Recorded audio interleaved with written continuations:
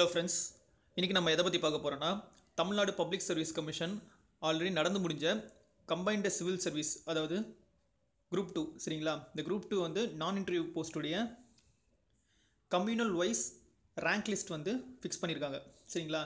என்னென்ன போஸ்ட்டுன்னு பார்த்தீங்கன்னா, assistant, accountant, lower divisional clerk சரிங்களா.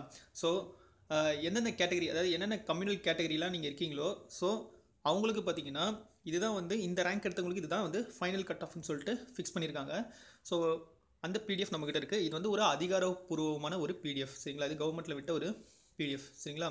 ஸோ ஒவ்வொரு கம்யூனிட்டிக்கும் அவங்க வந்து தனித்தனியாக வந்து ரேங்க் ஃபிக்ஸ் பண்ணியிருக்காங்க. ஸோ ரேங்க் பார்த்தீங்கன்னா ஜென்ரல் கேட்டகரிக்கு 960 ரேங்க்குள்ளே இருக்கணும் சரிங்களா. அதேமாரி தமிழ் மீடியமுக்கு பண்ணியிருக்காங்க, எக்ஸ் சர்வீஸ்மென் பண்ணியிருக்காங்க, எக்ஸ் சர்வீஸ்மெனில் தமிழ் மீடியமுக்கு பண்ணியிருக்காங்க.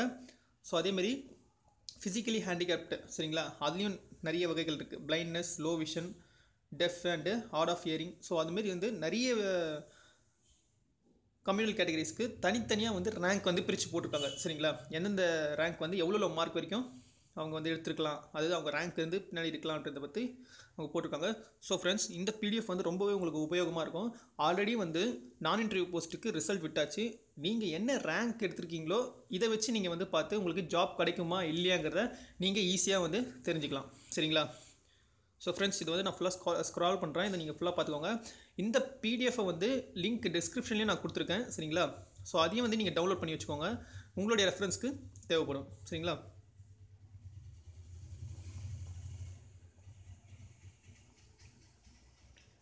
ஸோ இது ஃபுல்லாக ஒரு முறை செக் பண்ணிக்கோங்க.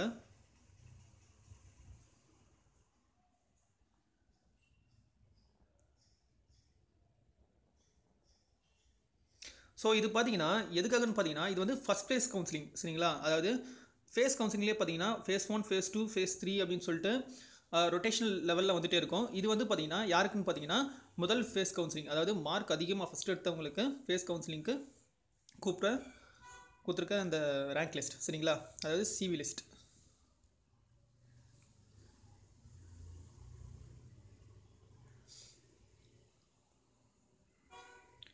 ஸோ ஃப்ரெண்ட்ஸ், ஓவரால் பார்த்தீங்கன்னா கேண்டிடேட்ஸ் வந்து எவ்வளோ கூப்பிடுவான்னு போட்டிருக்காங்க பார்த்தீங்கன்னா 573 பேரை வந்து அவங்க ரிசீவ் பண்ணுவாங்க சரிங்களா. ஸோ ஃப்ரெண்ட்ஸ், இதுதான் வந்து அஃபிஷியலான வந்து இப்போ கிடைச்ச தகவல் சரிங்களா. ஓகே ஃப்ரெண்ட்ஸ், இந்த வீடியோ உங்களுக்கு பிடிச்சிருந்துன்னா லைக் பண்ணுங்கள், உங்கள் ஃப்ரெண்ட்ஸ் எல்லாருக்கும் ஷேர் பண்ணுங்கள் சரிங்களா. Okay friends, thank you so much.